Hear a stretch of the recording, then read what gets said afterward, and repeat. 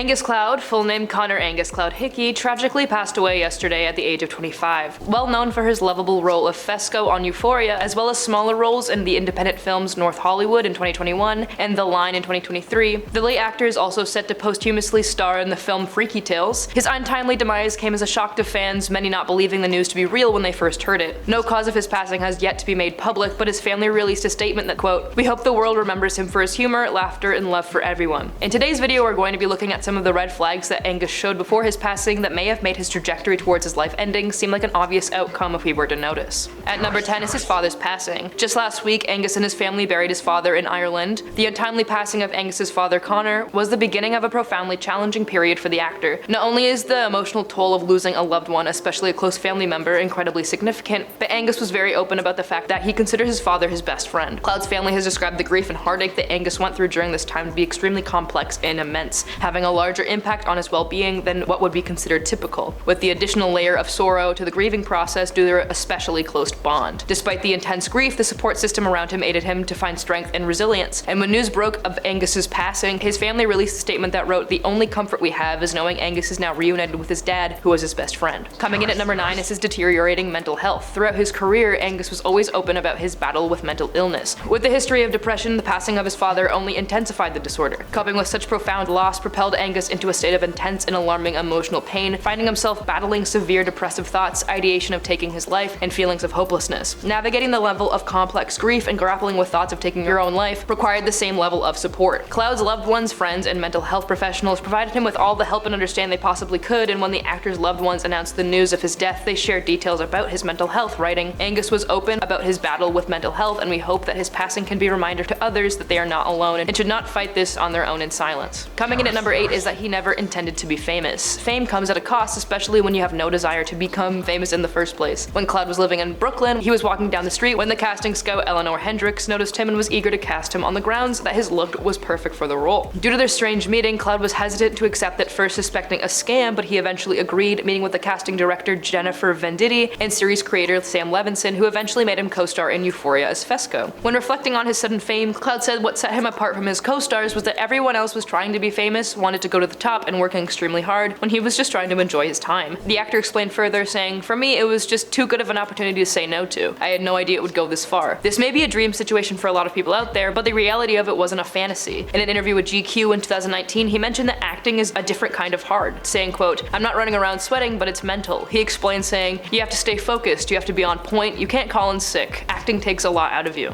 At number 7 is Euphoria's effect. As Angus transitioned from a life of relative anonymity to becoming a recognized face in A-list spheres, it's unsurprising that he faced the pressures and expectations that come with newfound success, but without seeing the appeal of having everybody know who you are. In an interview with ID, he said, "I don't like people noticing me on the street. I'm really paranoid. I feel like I'm always looking over my shoulder. I do always show love to people who approach me, but some people just run up and shove their phone in my face. Like, dude, I'm not a clown at a carnival. But I love when people ask me for an autograph. It's only happened a couple times." He continues in the interview by saying that he doesn't like feeling special and would rather just be deemed a regular, saying, quote, "I don't want people to open doors for me like I'm a prince, but I do really appreciate it. But it's getting to a point where I'm uncomfortable with special treatment. I'm not comfortable with it. I'm just a regular dude." At number 6 is his near-death experience. When Angus was around 14 or 15 years old, he experienced a defining, harrowing moment in his life. He tragically fell into a deep construction pit, falling 12 feet below the surface. The impact left him unconscious, and he remained in that state for an alarming 12 hours. Being just a young teenager at the time in the formative years of his life, it's not shocking that this had lasting effect on who he was as time progressed. The physical repercussions of this traumatic incident were profound, leaving Angus with a severe brain injury. When he finally regained consciousness, the aftermath of the accident left him with a multitude of symptoms, including internal bleeding, broken fingers, and the enduring slowed speech, which greatly affected his ability to communicate fluidly. This particular speech pattern would later become an integral part of his popular character Fesco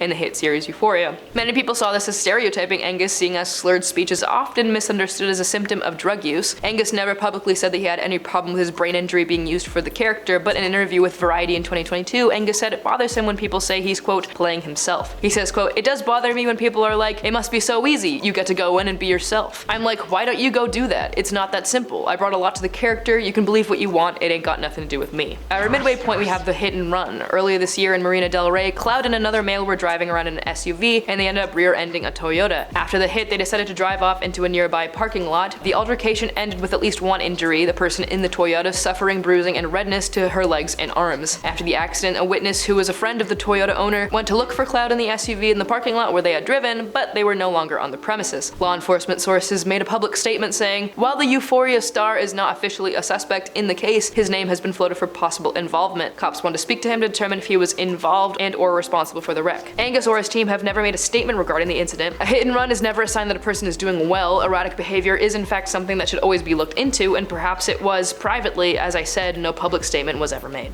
At number 4, we have his manager's accusations. Cloud's manager, Diomo Cordero, brought up some awful claims about the actor in a 2021 Twitter thread. Cordero detailed Angus's alleged drug addiction, abuse, as well as demanding his unpaid commissions. In his thread, Diomo revealed that he met Angus in a rehab facility where he used to work as a mental health technician. He said the two developed a close bond and decided to professionally work together in April 2021. According to Diomo, Angus became extremely abusive to him after he began abusing substances again. Diomo said Angus had gone to the extent of degrading him publicly in front of his friends and even his own colleagues. Because of this treatment, Diomo decided to resign on February 21st of 2022, and he made a public statement where he wrote, "My decision to resign was prompted by Angus's verbal abuse, emotional distress, and severe drug addiction, which rendered it impossible for me to continue my professional relationship with him. As a result of my resignation, for over a year, I've been pursuing the collection of my outstanding management commissions from Angus, totaling over $60,000. Despite repeated attempts to resolve this matter amicably, I have yet to receive any payments owed to me." Reading back Diomo's accusations with the added context of Angus's history, it's hard not to see this as a warning sign for worrying behavior, especially with how he behaved and depended on substances. At number 3 is his substance abuse. Over the course of his career, Angus was incredibly candid about his substance abuse problems, but revealing before his passing that the reason he agreed to do Euphoria is because he wanted to spread awareness about the disease of addiction. In an interview with Complex in 2022, when he was asked why he eventually agreed to do the show, he answered with, quote, "Sympathy, because addiction is serious and a lot of doctors call it a disease. It's a real thing, people don't understand it. It's easy to talk about and it's easy to say, just say no. But for someone who is in active addiction, this is damn near impossible, and they'll throw their whole life away and pass away because of the disease. And then people will say it's not a disease because you chose to do substances, but it's not like you choose to do cancer."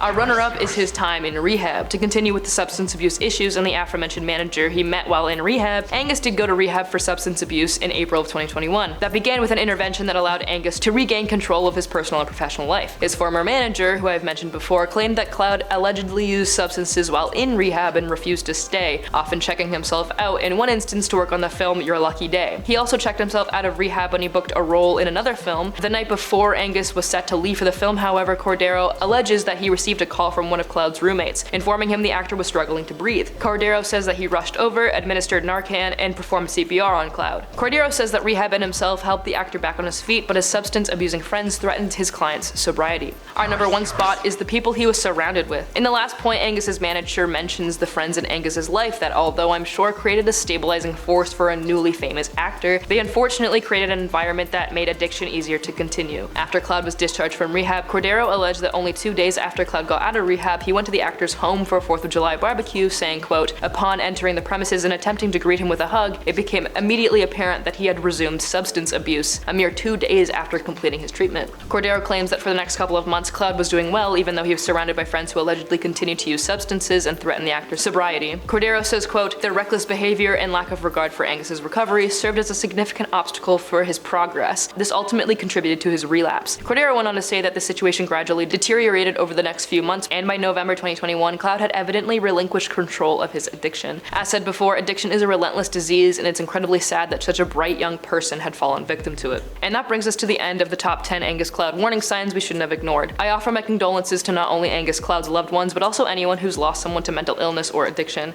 Have a lovely day, and I'll see you guys in the next one.